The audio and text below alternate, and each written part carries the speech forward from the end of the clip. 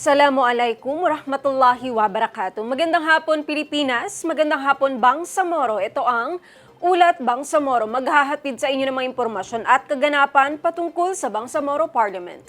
Narito ang balitang parlamento para sa linggong ito. Aprobado na sa second reading via Viva Voce voting ng Bangsamoro Parliament ang panukalang batas na magpapalit ng pangalan ng Dato Blati Sinswat sa magiging West UP sa Maguindanao del Norte. Naganap ang botohan sa huling araw ng sesyon para sa buwan ng Abril noong April 30. Sa ilalim ng panukala, ang Commission on Elections ang magsasagawa at mangangasiwa ng plebisito kung saan boboto ang mga residente kung papayag sila sa pagpapalit ng pangalan. Manggagaling naman ang budget mula sa contingency fund ng Office of the Chief Minister. Tiniyak ng Ministry of Finance, Budget and Management na may nakahandang pondo para sa implementasyon ng plebisito.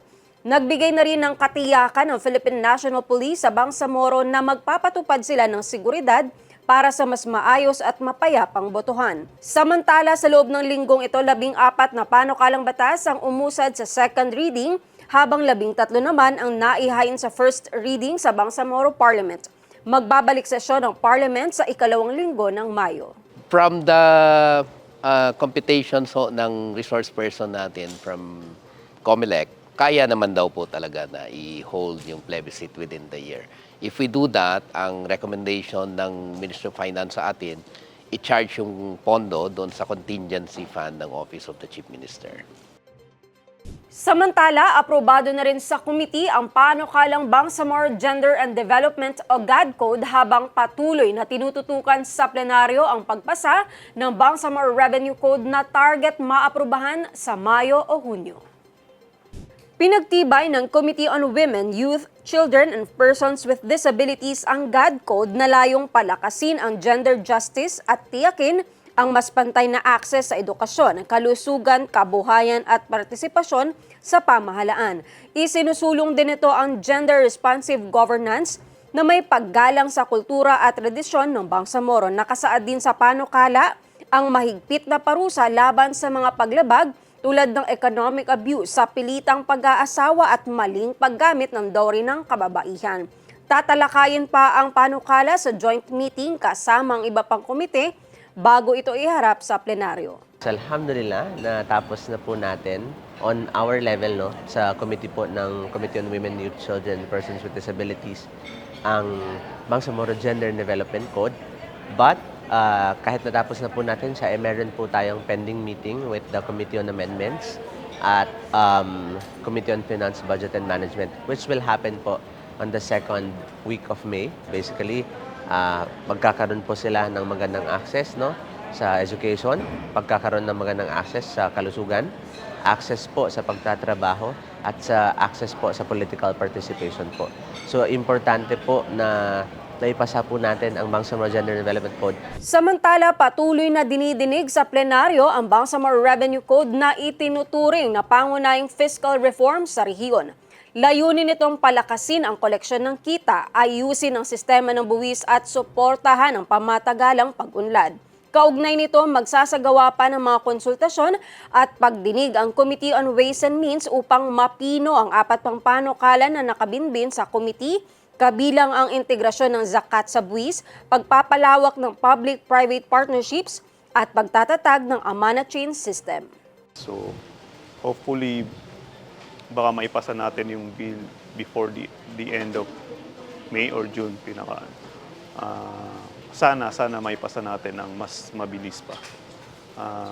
Aside dun sa Bangsamoro Revenue Code, priority namin lahat ng pending bills dito sa Committee on Ways and Means, and fortunately for us, konti lang yung pending na bill sa amin.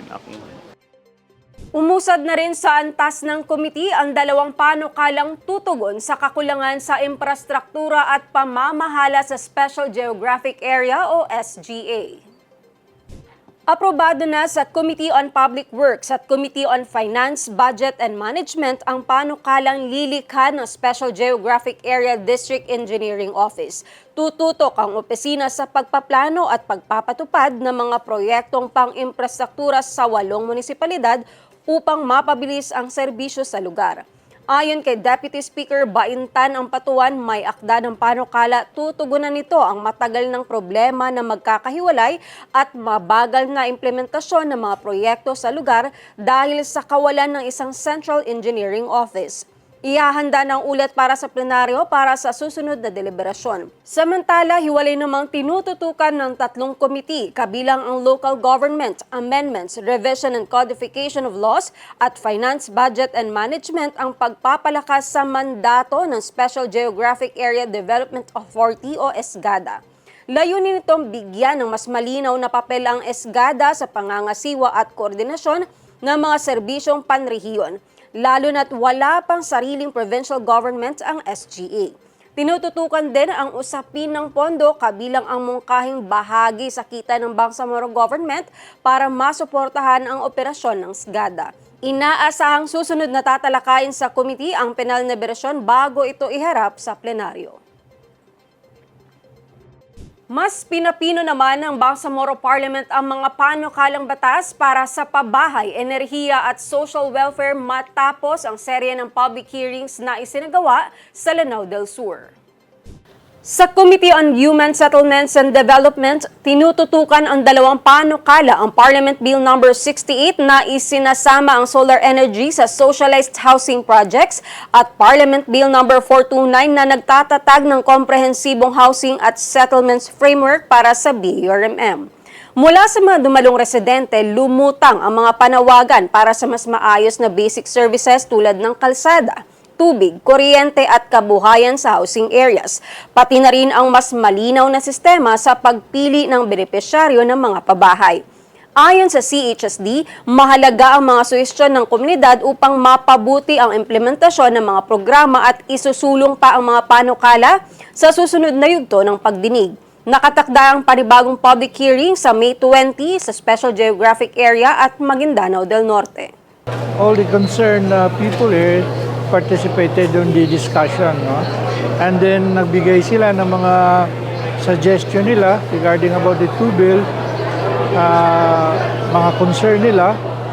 And I think maganda yung mga point of view nila sa mga suggestion nila. Samantala, hiwalay na pinakinggan ng Committee on Social Services and Development ang 11 panukalang batas na nakatuon sa pagpapalakas ng proteksyon at serbisyo para sa senior citizens, mga ulila at mga batang may autism. Kabilang dito ang paglikha ng Bangsamoro Commission for Senior Citizens, mga programa para sa mga batang may autism spectrum disorder at pagtatatag ng Bangsamoro Orphanages para sa mga ulila sa rehiyon.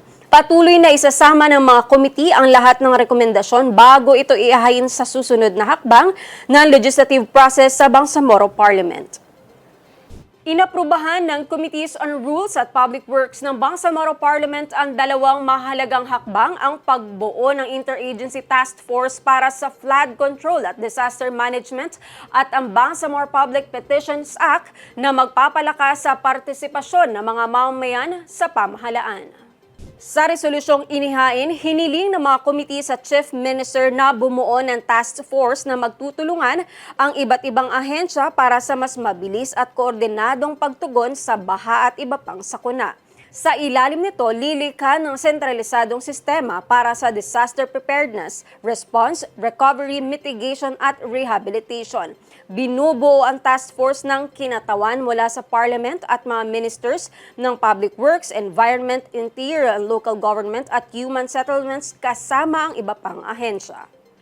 Kailangan ito para sa SGA. Gawa nga ng para mayroong direksyon, no? Yung lahat ng mga infrastructure projects natin. And mabigyan ng kaukulang importansya ang ating Special Geographic Area. Kaya tinawag na Special Geographic Area dahil special din naman sila. So, we're doing our best to make them very special. And kanina nga, ipinasa natin and then there was also a motion and was approved by the members to iakyat yung issue na ito sa ating Chief Minister para maipabilis natin at mabigyan ng pansin ang pag-aproba ng legislative measure na ito. Kasabay nito, inaprubahan din ng Committee on Rules ang Bangsamoro Public Petitions Act na magbibigay daan sa mga mamamayan ng direktang maghain ng petisyon sa pamahalaan. Lilika ng Public Petitions Office sa ilalim ng Parliament na tatanggap, magre-record, magbeberipika at magmomonitor ng mga reklamo, mungkahi at panawagan ng pananagutan laban sa mga opisyal. Magsisilbi rin itong tulay ng publiko sa mga komite para sa mas mabilis na aksyon. That is guaranteed under the 1987 Constitution, that the people shall have the right to petition their government for redress of grievances. In this case, we are now embedding a statutory guarantee also for the Bangsamoro people that their voices will be heard by the Parliament, and they themselves can bring their petitions to the government of the Bangsamoro. Samantala, hiwalay na tinalakay ng komite ang panukalang Arabic-English bilingual signage sa mga pampublikong lugar sa rehiyon na layong palakasin ang kultura at Arabic literacy habang isinaalang-alang ang lokal na wika at phased implementation. Ihahain ang lahat ng committee report sa plenaryo para sa mas malawak na deliberasyon at pinal na aksyon. We have tasked the Secretariat to come up with the report and clean copy of the bill so that we can refer the same to the plenary again, and then there pass through interpellations, the usual legislative process. So we will prioritize this as we prioritize the right of the Bangsamoro people to participate or be heard in the governance of this region. Pinag-aaralan ng Committee on Basic Higher and Technical Education ng Bangsamoro Parliament ang mas maayos at mas mabilis na sistema ng retirement benefits para sa mga guro at education personnel sa rehiyon. Sa pagdinig, ipiniliwanag ng Ministry of Finance, Budget and Management na ang terminal leave benefits ay pangunahing ipinoproseso para sa mga non-teaching personnel dahil magkaiba ang compensation system ng education sector. Nilinaw din ng ahensya na maaari pa ring maisama ang naipong leave credits ng mga gurong may non-teaching functions basta sumusunod sa umiiral na rules at kompletong dokumento. Mula sa MBHTE, tinayak na nagpapatuloy ang mga reforma para pabilisin ang proseso ng pag-aasikaso at pag-release ng benepisyo kasabay ng pagpapalakas ng internal system. Iginiit ng mga mambabatas na dapat gawing simple, malinaw at mabilis ang sistema para hindi na mahirapan ang mga gurong magre-retiro sa pagkuha ng kanilang benepisyo matapos ang mahabang taon ng serbisyo. Inaasahang ihahain ang committee report sa MBHTE para sa kaukulang aksyon pagkatapos pagsasama-samahin ang resulta ng pagdinig. At yan ang mga balitang parlamento para sa linggong ito. Para sa patuloy na updates ng BTA, maaari niyong i-like at i-follow ang ating official social media accounts at BTA Parliament at bisitahin ang ating website at parliament.bangsamoro.gov.ph. Sa ngalan ni Speaker Mohammad Yacub at ni Secretary General Professor Rabi Angkal, ako ang inyong lingkod, Sheila de la Cruz Malik mula sa Public Information, Publication and Media Relations Division sa ilalim ng Legislative Technical Affairs and Information Service. Kami ang inyong tagapag-ulat na maghahatid ng mga kaganapan at impormasyon patungkol sa Bangsamoro Parliament. Muli, magandang hapon. Wassalam.